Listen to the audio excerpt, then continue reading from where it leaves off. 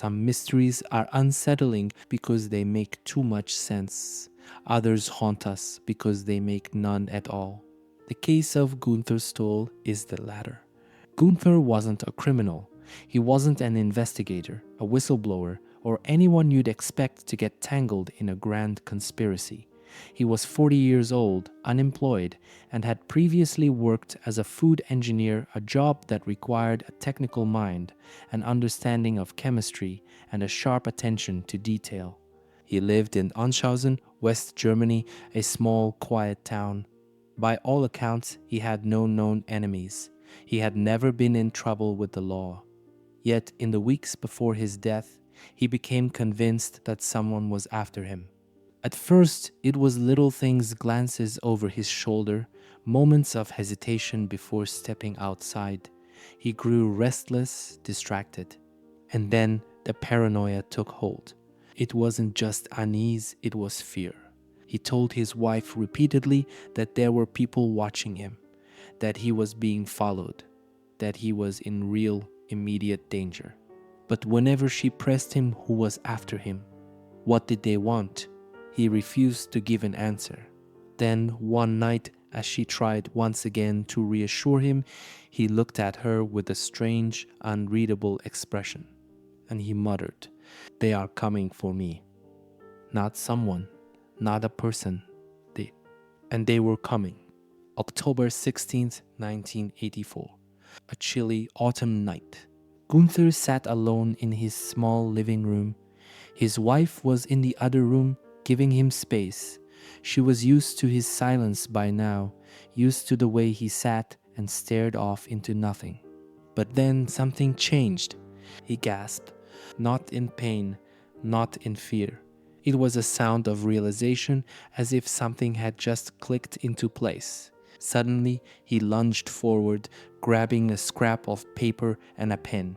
He wrote one word, YOGTZE. Then for several moments, he just stared at it. The letters on the page didn't change. The meaning, whatever it was, remained locked inside his head. His wife, confused, asked him what he was doing. He didn't answer. He simply stood up, grabbed his coat, and without another word, walked out the door. He never came back. No one knows where he went. No one knows what he had just realized. And no one, not even the best cryptographers, linguists, or investigators, has ever been able to explain what YOGTZE means. Was it a message, a code, a warning? Or was it the key to understanding why, just hours later, Günther Stoll would be found dying in a ditch, naked, injured, and surrounded by mystery? The next time anyone saw Günther Stoll, it was hours later, around 11 p.m. He walked into a bar in Wilmsdorf, a quiet, familiar place.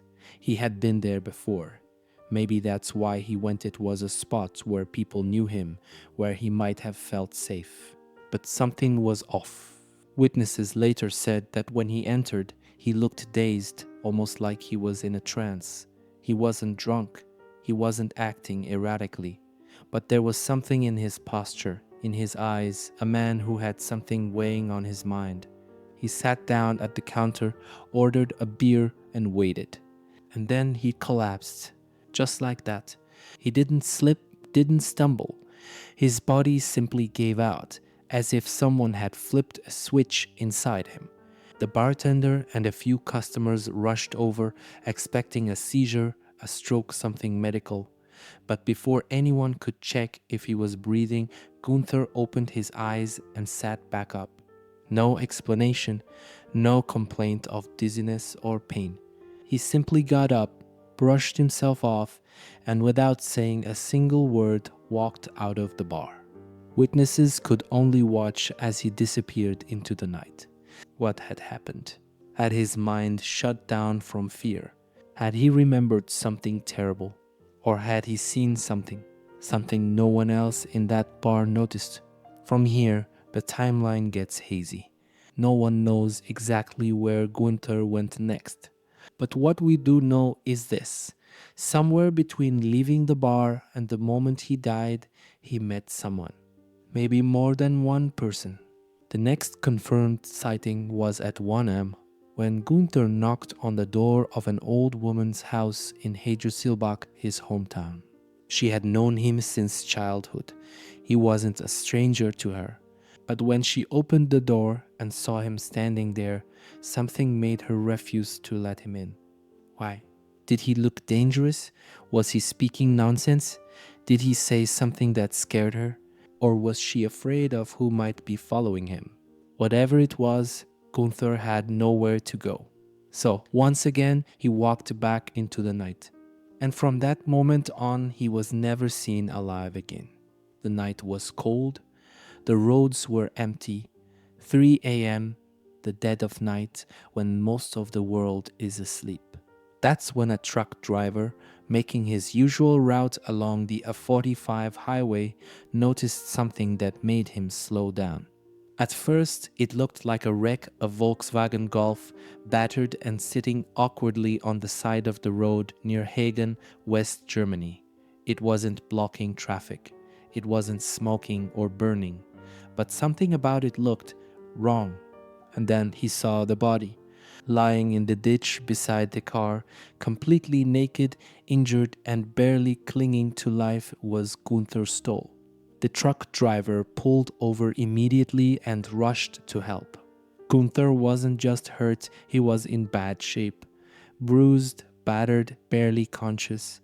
His clothes were gone, but there were no signs of them anywhere nearby. It didn't make sense. How had he ended up there? Was this a car crash, or was something far more sinister at play? At first, emergency responders assumed it was a straightforward accident. A wrecked car, a body on the side of the road, probably ejected from the vehicle upon impact. That's what they thought until they took a closer look. Günther hadn't been in the car when it crashed. His injuries didn't match a typical accident victim. He wasn't thrown from the vehicle. He hadn't been behind the wheel when it wrecked. He had been hit by another car somewhere else. Then someone had moved him, placed him there. Why? Who would go through the trouble of staging a fake car crash?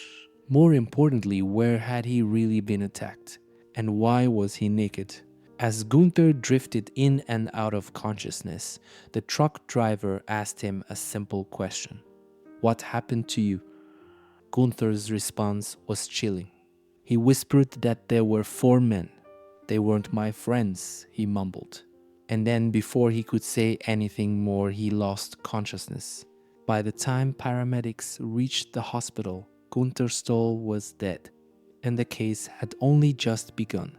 As Günther Stoll lay in the freezing night air, his body broken, his breath shallow, he tried to speak. The truck driver, kneeling beside him, leaned in closer. What happened to you? For a moment, it seemed like Günther wasn't going to respond. But then, with what little strength he had left, he whispered something chilling. There were 4 men. A pause. Then one final statement. They weren't my friends. That was all he managed to say. The truck driver pressed for more, desperate to understand, but Günther was slipping away. His body trembled, his eyes unfocused, and before he could explain anything else, he lost consciousness. By the time paramedics arrived, his pulse was weak. By the time he reached the hospital, Günther Stoll was dead. No time to ask him more, no time to find out who they were. And with his last breath, he took the answers with him. When investigators started piecing together Günther's final hours, they found something that made everything even stranger. Shortly before his body was discovered on the highway, witnesses reported seeing him in a parking lot in Hagen, just miles from where he was later found dying. And he wasn't alone.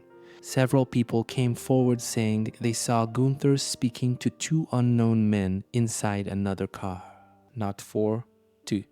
Who were they? Were these 2 part of the 4 men he had mentioned before he died? Was this a planned meeting, or was he forced into that car? Then came the most unsettling part. Shortly after this encounter, Gunther was found dying on the side of the road. Did these men leave him there? Did they kill him? Or was he running from someone even more dangerous? What happened between that parking lot and the moment his broken body was found by the highway? No one knows. But one thing is certain: whoever those men were, they vanished without a trace. The two men seen with Günther Stoll in the parking lot were never identified. No names, no descriptions, no trace of them at all. But they weren't just bystanders. They were the last people to see Günther alive, and within a short window of time, his body was found on the side of the highway. So, who were they? Had Günther gone to them willingly, desperate for answers about the people he feared? Or had he been forced into that car, realizing too late that he was in danger? Then there was the other chilling detail. Günther was naked. His clothes were nowhere near the scene. It wasn't just a matter of stripping down, it was deliberate. Someone had taken them. Was this meant to humiliate him? Or was there a more calculated reason, removing potential evidence, destroying DNA, eliminating forensic traces? One thing was certain: this wasn't an accident. Someone staged the scene. And whoever they were, they had gotten away with it. As investigators combed through the wrecked Volkswagen Golf, they found something buried among Günther's personal belongings: a single scrap of paper. The one he had written on earlier that night before he rushed out of his house. The one with a single word scribbled onto it: YOGTZE. The letters, written in his own handwriting, sat there like a silent clue. A cryptic message from a dead man. But here's the part that has haunted investigators for decades. No one knows what it means. To this day, YOGTZE has never been deciphered. Not by police, not by linguists, not by cryptographers or amateur sleuths. Was it a code? A name? A warning? Or was it the last desperate attempt of a man trying to leave behind a clue about the people who were coming for him? Because now Günther was dead, and YOGTZE was the only clue left behind. As soon as the case made headlines, the theories exploded. The word YOGTZE became an obsession not just for investigators, but for cryptographers, conspiracy theorists, and amateur sleuths alike. It didn't match any known word, code, or acronym. It wasn't written in a way that resembled a typical cipher. It didn't point to any specific place or person. So what could it mean? Some believed it was a license plate number hurriedly written down before Günther left his home. Maybe he had seen his stalker's car and scrawled down what he could remember. Others thought it might be an anagram, a word rearranged into something unrecognizable, one that only Günther himself would have understood.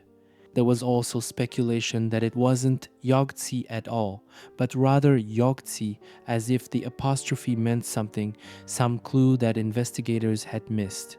But here's the thing: no one has ever cracked it. Decades later, with modern code-breaking technology and the power of the internet, the word remains a mystery. And then a theory surfaced that made everything even stranger. What if YOGTZE wasn't just a random word?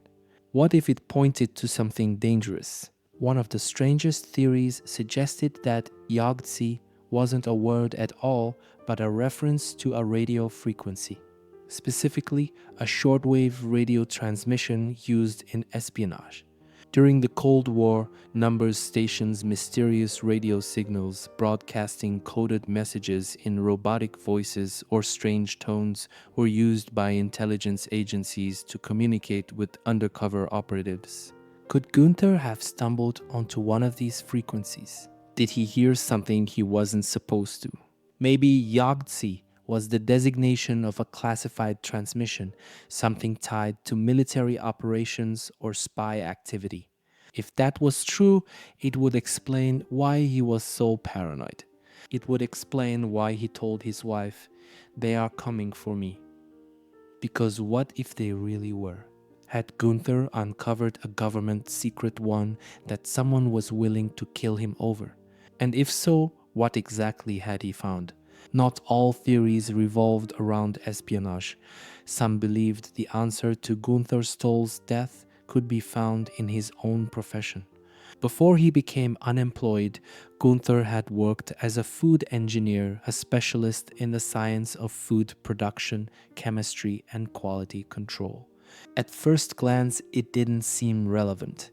But then the question arose: had he uncovered something dangerous? Some theorists suggested that Günther may have stumbled upon a major scandal in the food industry, something about contaminants, unsafe additives, or illegal production methods. Perhaps he had seen something in his work that he wasn't supposed to see, something that could have cost powerful people a lot of money. And what happens to whistleblowers who know too much? Was Günther's paranoia not paranoia at all, but a justified fear that he was being watched, followed, and hunted down for what he had discovered? It would explain why he refused to tell his wife who they were. It would explain why he believed they were coming for him. And maybe, just maybe, it would explain why he ended up naked, injured, and left for dead on a highway, as if his death was meant to be a warning to others. But there was one problem. There was no proof. And without proof, the theory was just another question with no answer. But let's go back to Günther's last words. As he lay dying, barely able to speak, he managed to say one final clue. There were 4 men, not one killer, not a random accident. 4 men. And most chilling of all, they weren't my friends. If this was true, where are they now? If Günther knew who they were, did they know him too? Had they been following him for weeks, watching him spiral into fear and paranoia, waiting for the right moment to strike? Or worse, had they been close to him all along? Maybe he had trusted them. Maybe they had lured him into their car that night, knowing he wouldn't make it out alive. And if that's the case, what did he know that was worth killing him for? The key to solving Günther Stoll's death should have been the last people seen with him, the men in the parking lot, the ones he spoke to before he was found dying on the highway. Several witnesses saw them, yet somehow they were never identified. Not a single person came forward to say, "I was with Günther that night." Not a single license plate was traced. Not a single lead led to the mysterious men who could have been responsible for his death. They vanished without a trace. Who were they? Had they been the same 4 men Günther whispered about in his final breath? And more importantly, were they already gone by the time the truck driver found him? Or were they watching from the darkness, making sure their job was finished? This wasn't just a case of a man who died under bizarre circumstances. This was a case where the most obvious suspects simply didn't exist, at least not on paper. And that made it feel more like an execution than an accident. But here's the part that truly changes everything. Günther wasn't in the car when it crashed. His injuries didn't match an accident.